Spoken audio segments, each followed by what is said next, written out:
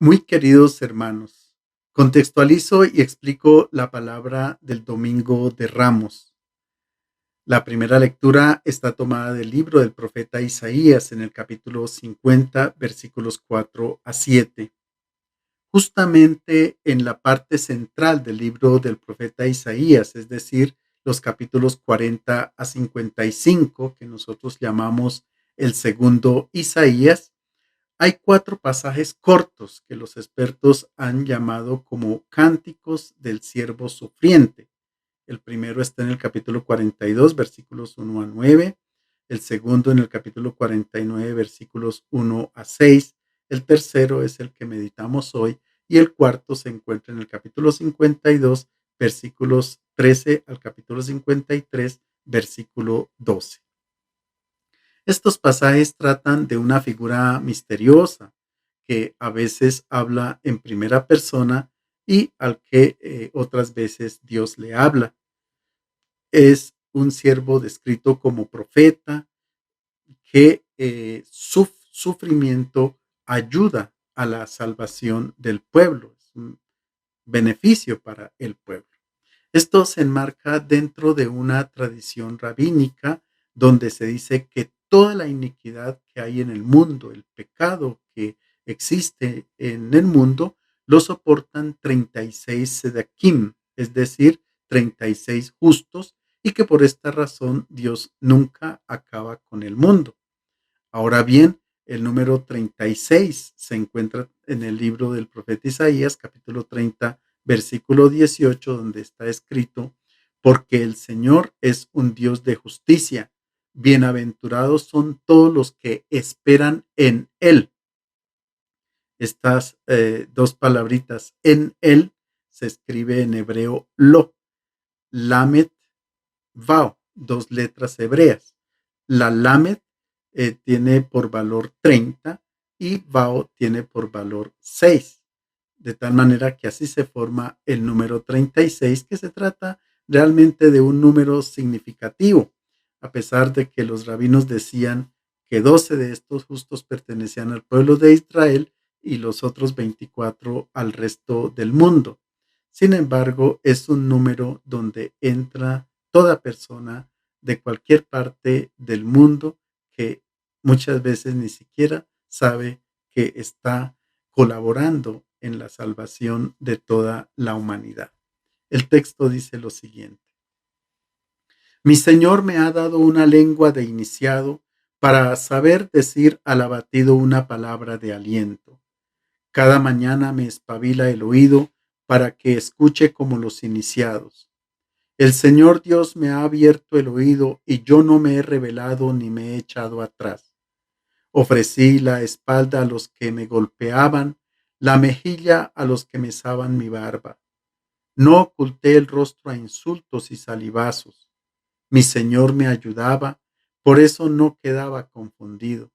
Por eso ofrecí el rostro como pedernal y sé que no quedaré avergonzado. Ante todo, el siervo anuncia su misión. Ha sido enviado para anunciar un mensaje de consolación a quien está abatido y sin esperanza, quien está equivocado y que no ha encontrado el camino recto, o quien está envuelto en las tinieblas y camina en la oscuridad, no debe tener ningún miedo porque recibirá palabras de consolación. A pesar de la difícil misión, el siervo no se echó atrás, sino que supo resistir. A causa de su fidelidad en la comunicación del mensaje, resulta perseguido, insultado, abofeteado, le han escupido en la cara, pero él no ha reaccionado, sino que ha puesto toda su confianza en el Señor. Después de la resurrección de Jesús, los primeros cristianos hicieron la conexión y la aplicación del texto del siervo a la vida de Jesús.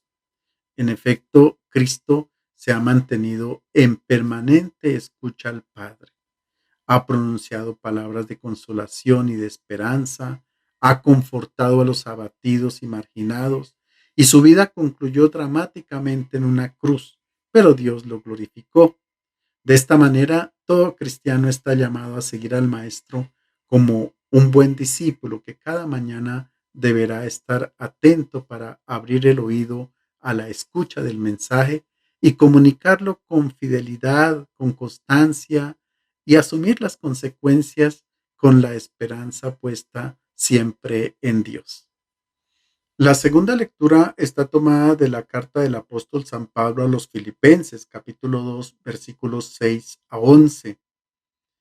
La comunidad de Filipo era una comunidad muy buena, apreciada demasiado por el apóstol Pablo.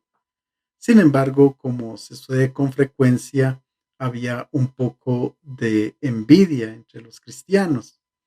Algunos buscaban llamar la atención de sí mismos y dominar sobre los otros para imponer su propia voluntad.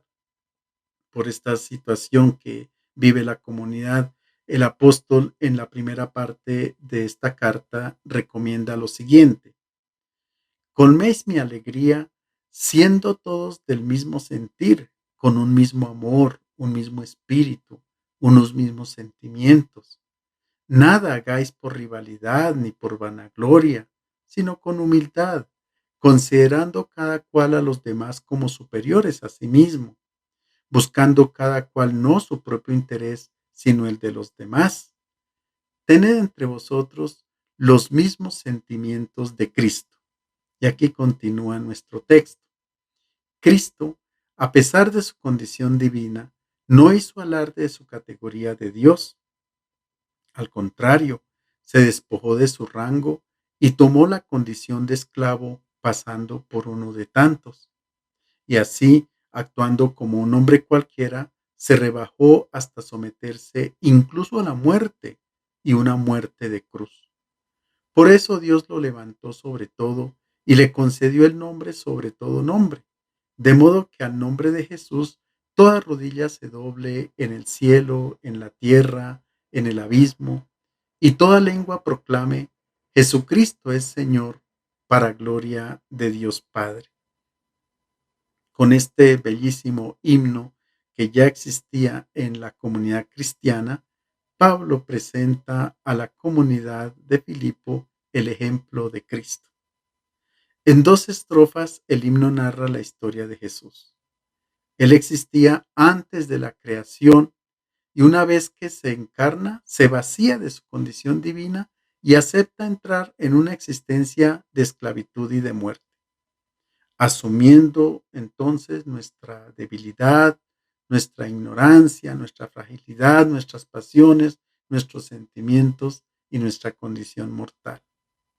El texto enfatiza que el camino que Jesús ha recorrido no se concluyó con la humillación y la muerte en cruz, sino que se canta la gloria a la cual Cristo ha sido elevado. El Padre lo ha resucitado y lo ha indicado como modelo para todo hombre. Le ha dado el poder y el dominio sobre toda criatura, de tal manera que la humanidad entera terminará por estar unida a Él. Y es entonces en aquel momento cuando se llevará a plenitud el proyecto de Dios para con toda la humanidad. El Evangelio está tomado de San Marcos, capítulo 14, desde el versículo 1 hasta el capítulo 15, versículo 47. Se trata de la pasión de Jesús. Los cuatro evangelios dedican un buen espacio a la pasión y muerte del Señor. Gracias a que Jesús resucitó de entre los muertos y entró en el mundo del Padre, es que se escriben estos relatos. Si Jesús no hubiese resucitado, absolutamente nadie hubiera escrito algo acerca de él. Fue después de que resucitó que se investigó acerca de cómo murió y se redactaron los relatos de la pasión. Y después de esto se relata la vida pública de Jesús. Por eso es que un teólogo alemán, Martin Keller, dice que el Evangelio es la historia de la pasión con una larga introducción. Aunque los hechos fundamentalmente son los mismos, cada evangelista los narra de modo particular y con una perspectiva distinta. Cada uno inserta en su relato detalles específicos, atendiendo también a una aplicación catequética debido a las necesidades de sus propias comunidades. Cada año, el Domingo de Ramos, nosotros leemos la pasión de uno de los sinópticos, es decir, en un año a Marcos, en otro año a Mateo y en otro año a Lucas. Pero eso sí, todos los Viernes Santo se lee el Evangelio, o sea, la pasión del Evangelio según San Juan. Por tanto, este año vamos a meditar la pasión según San Marcos y solamente voy a resaltar 8 aspectos específicos de su relato, es decir, aquello que lo diferencia de los otros evangelistas.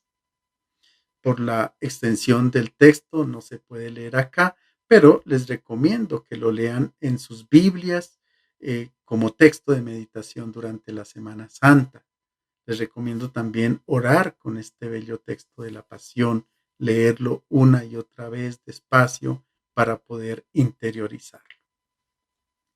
Primer detalle particular de San Marcos: la reacción de Jesús ante el beso de Judas y ante la violencia de uno de los presentes. Mientras que en el Evangelio de Lucas, capítulo 22, se dice que Jesús dijo a Judas, una vez que lo entrega, con un beso entregas al Hijo del Hombre. Y a Pedro, cuando en el Evangelio de Juan le quita la oreja a Malco, Jesús le dice, mete la espada en la funda. La copa que el Padre me ha dado, ¿acaso no la he de beber? Pero en el Evangelio de Marcos, Jesús ni reprocha el gesto insensato de Pedro, ni dice nada cuando Judas lo entrega. ¿Por qué? Porque cuando Pedro recurre a la espada, está tan lejos de los principios evangélicos que ni siquiera se toma en consideración. Es decir, el discípulo que piense como Pedro, que para poder resolver las injusticias se debe recurrir a la violencia, en realidad complica la situación y luego debe huir, como le pasó a Pedro. Quien usa la violencia se aleja siempre del maestro y se pierde en la oscuridad de la noche. Marcos no trae estos diálogos de Jesús, es decir, para el evangelista, Jesús no reacciona ante estos hechos como si los aceptara pasivamente, pero al final Jesús dice que todo esto ha sucedido para que se cumplieran las escrituras. Entonces, Marcos presenta un Jesús humilde, sencillo y desarmado, que se entrega en las manos de los enemigos sin reacción alguna. El mensaje es claro para su comunidad. Los cristianos están pasando por una dura persecución y el evangelista subraya que Dios no ha dado un tratamiento especial o privilegiado a Jesús. No ha evitado las injusticias, ni las traiciones, ni los dramas que acontecen a los hombres. Por tanto, como Jesús, también los discípulos deberán confrontarse con la falsedad, la hipocresía, la violencia, y esta es la suerte del justo destinado a ser frecuentemente víctima de la perfidia de los impíos, como fue anunciado en la Escritura. Concretamente en el Salmo 37, los impíos han sacado la espada y entesado el arco para abatir al afligido y al necesitado, para matar a los de recto proceder. Segundo detalle de Marcos: la huida de los discípulos y un joven que se escapa desnudo. Cuando los discípulos se dan cuenta de que Jesús no reacciona, no lucha, no pelea, ni los invita a combatir, entonces todos huyen. Según el evangelista, en el momento de la crucifixión de Jesús no hay absolutamente nadie de los suyos. Y solo Marcos recuerda un detalle curioso. Un joven que lo seguía estaba vestido con una sábana, lo detuvieron, pero él dejando la sábana se escapó desnudo. La tradición ha identificado a este joven con el mismo evangelista, pero el mensaje que Marcos está dando a su comunidad es muy profundo. En la comunidad hay muchos cristianos que han acogido con entusiasmo el evangelio, pero al poco tiempo se desanimaron y perdieron el empeño para seguir el maestro.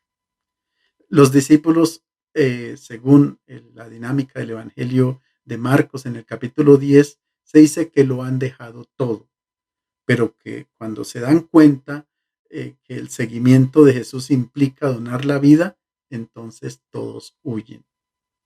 Los cristianos estaríamos llamados a confrontarnos con las adversidades de la vida de manera evangélica, pero muchos abandonan sus vestidos blancos del bautismo, que los identifica como seguidores del Maestro, ante cualquier obstáculo, entonces abandonan su fe. Tercer detalle particular de Marcos: la soledad de Jesús durante su pasión. Marcos es enfático en decir que afentes autón efigompantes, y abandonándolo todos huyeron. Según el Evangelio de Lucas, en el Getsemaní se le apareció un ángel venido del cielo que confortaba a Jesús. También en Lucas están los dos ladrones que acompañan a Jesús en el momento de la crucifixión. A uno de ellos el maestro le dice, yo te aseguro, hoy estarás conmigo en el paraíso. En el Evangelio de Mateo, cuando Jesús estaba sentado en el tribunal, intercede la mujer de Pilato, que dice a su esposo, no te metas con ese justo, porque hoy he sufrido mucho en sueños por su causa. Y en San Juan se dice que seguían a Jesús Simón Pedro y otro discípulo. Este discípulo era conocido del sumo sacerdote y entró con Jesús en el atrio del sumo sacerdote. Y también en San Juan aparece la madre de Jesús y junto con ella el discípulo a quien Jesús amaba. De tal manera que Jesús dice a su madre, mujer, ahí tienes a tu hijo. En Marcos no hay nadie. Jesús es traicionado por la multitud que antes lo aclamaba y ahora prefiere que suelten a Barrabás. Jesús es abofeteado, perseguido y humillado por los soldados. Es insultado por los que pasan en aquel momento por ahí y por los jefes del pueblo. En torno a él existen las tinieblas. Solo al final, después que ha sido contada su muerte, se evidencia que había también unas mujeres mirando desde lejos. Entre ellas estaba María Magdalena, María la madre de Santiago el menor y de Yoset, y Salomé, que le seguían y le servían cuando estaba en Galilea, y otras muchas que habían subido con él a Jerusalén, totalmente desde lejos. Entonces Jesús prueba la soledad, según el relato de Marcos, y no obstante, habiéndose entregado por una causa justa, se siente abandonado. Por eso es que lanza el grito, Elí, Elí, lama sabactani. Dios mío, ¿por qué me has abandonado? Parece escandaloso, pero expresa su drama interior en el momento de la muerte. Él se siente impotente en la lucha contra la injusticia, la mentira y la opresión ejercida por el poder político y religioso de la época. Marcos entonces dice a su comunidad que quien se dedica a vivir de modo coherente con su propia fe debe tener en cuenta que en el momento crucial vendrá abandonado. Incluso podría ser traicionado por los amigos y rechazado por la propia familia. Sentirse abandonado de Dios y cuestionarse si ha valido la pena sufrir tanto. En este momento podrá lanzar su grito junto con Jesús al Padre y de esta manera recibirá respuesta a sus angustiosos interrogantes. Cuarto detalle, las reacciones tan humanas de Jesús en el Getsemaní, que siente miedo y angustia. Los otros evangelistas evitan presentar a Jesús temeroso y movido por un terror que con mucha fatiga logra controlar. Muchos héroes a lo largo de la historia han muerto con serenidad e indiferencia ante el sufrimiento, pero no es el caso de Jesús. Según San Marcos, Jesús lloró, tuvo miedo e incluso ha buscado a alguno que lo compadeciera, que lo comprendiera y que le estuviera cercano en el momento de la decisión más dramática de su vida. Si Marcos nos presenta a Jesús muy humano, no como un superhombre, entonces Él es para nosotros un compañero de viaje, que como nosotros, Él también experimentó cuánto es difícil la vida del justo, la obediencia a Dios, y de este modo todos nos sentimos motivados a seguirlo. Quinto detalle, el silencio de Jesús. Ante las acusaciones y los falsos testimonios, Él guardaba silencio. El texto dice lo siguiente, pero Él seguía callado y no respondía nada. Únicamente responde al sumo sacerdote que 2 veces lo interroga sobre su identidad con respecto a Dios.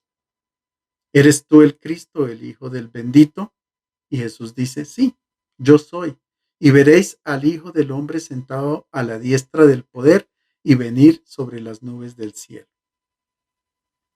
Y Pilato reiteradamente preguntaba sobre su identidad política. ¿Eres tú el rey de los judíos? Él respondió, sí, tú lo dices. Pero nada más durante todo el proceso.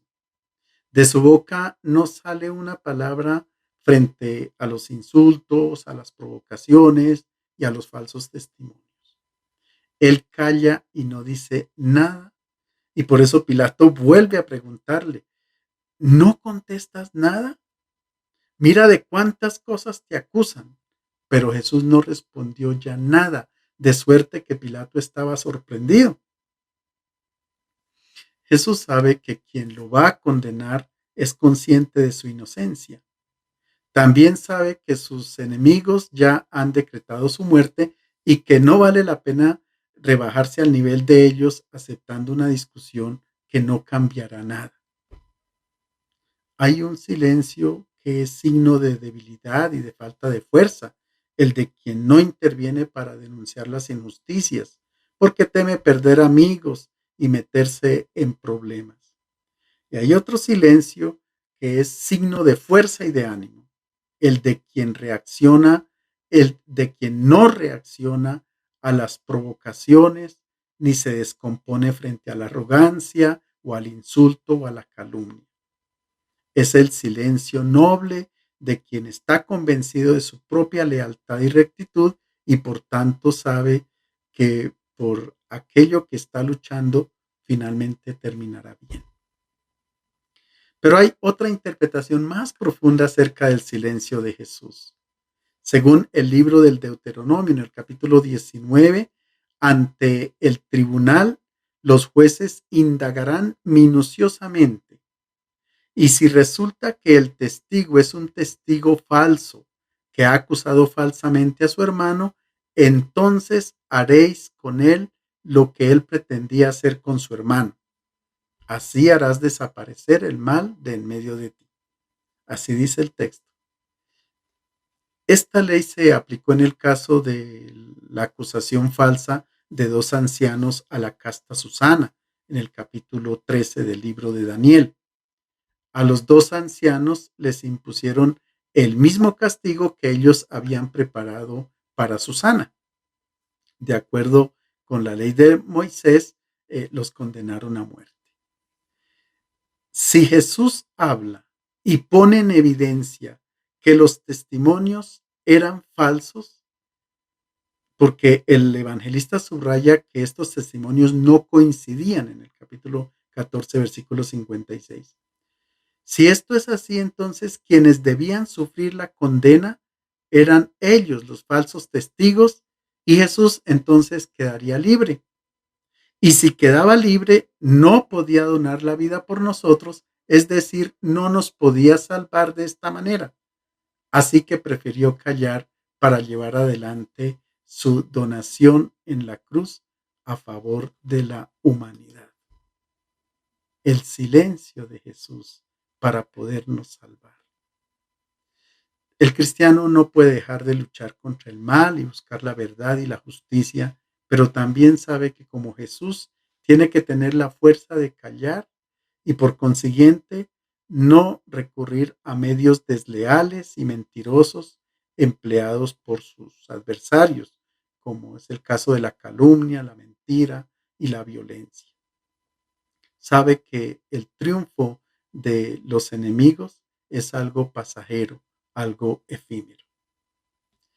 Sexto detalle, la profesión de fe del centurión a los pies de la cruz. El texto dice, al ver el centurión que estaba frente a él, que había expirado de esa manera, dijo, verdaderamente este hombre era hijo de Dios. El hilo conductor de la narración del Evangelio de Marcos es la identidad de Jesús. Durante la vida de Jesús, ni la gente ni los discípulos llegan a comprender realmente quién es Él. Lo sabe el evangelista porque narra la historia y nos presenta su obra bajo el título Comienzo del Evangelio de Jesucristo, Hijo de Dios. El Padre ha dicho en el bautismo y en la transfiguración, este es mi Hijo. Los demonios saben quién es Jesús, pero es hasta después de su muerte que una persona, y que no es uno de sus discípulos, sino un pagano, un extranjero, proclama la verdadera identidad de Jesús. Verdaderamente, este hombre era hijo de Dios.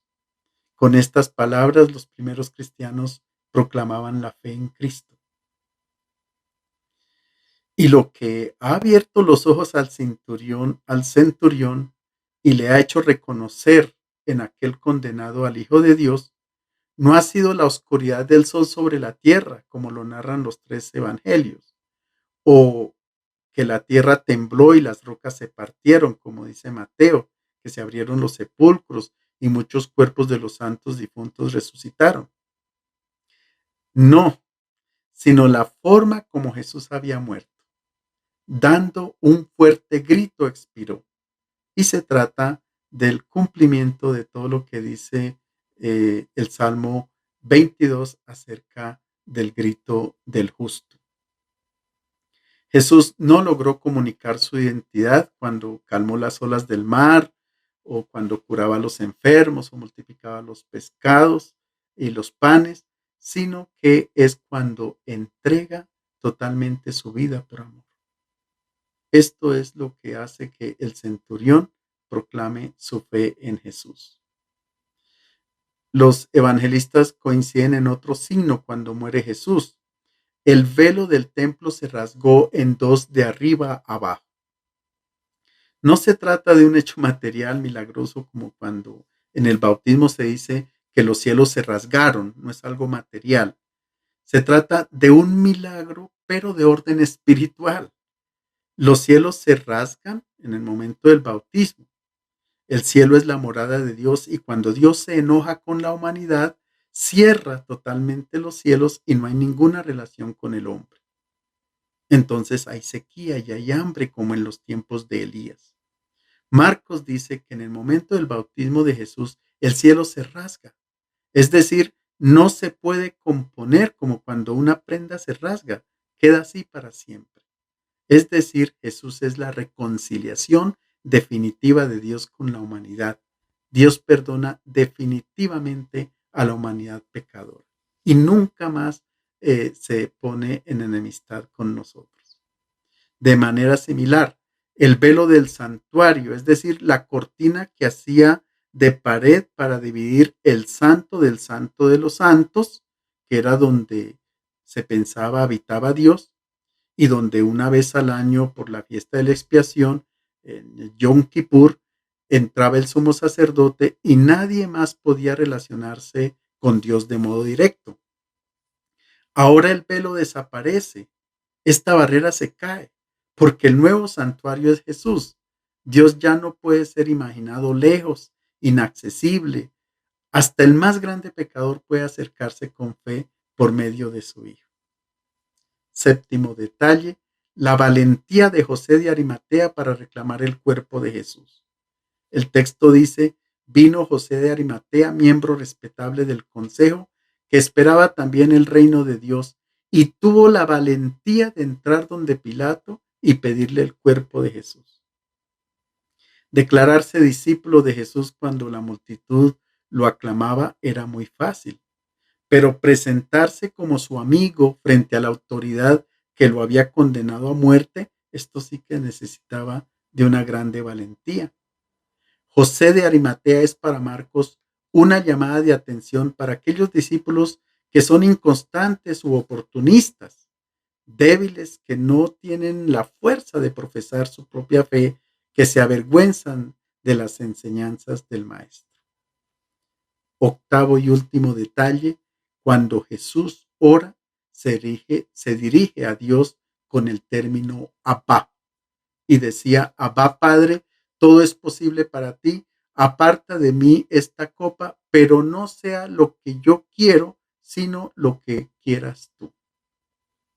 Abba era una palabra aramea que era utilizada en la época. Así los niños se dirigían a sus padres. Los adultos evitaban esta expresión infantil que de todas maneras venía retomada mucho después cuando la persona era anciana, cuando necesitaba de mayor asistencia y mayor afecto, entonces sus hijos se dirigían a él con el término Abba, que expresaba confianza y ternura. Jesús lo emplea en el momento más dramático de su vida, cuando después de haber pedido al Padre que lo librara de la prueba tan difícil, se abandona confiadamente en sus manos. Es la invitación a no dudar nunca, incluso en las situaciones aparentemente más absurdas, no dudar del amor de Dios y recordar que siempre Él es Abba, Padre. Feliz y bendecida Semana Santa para todos.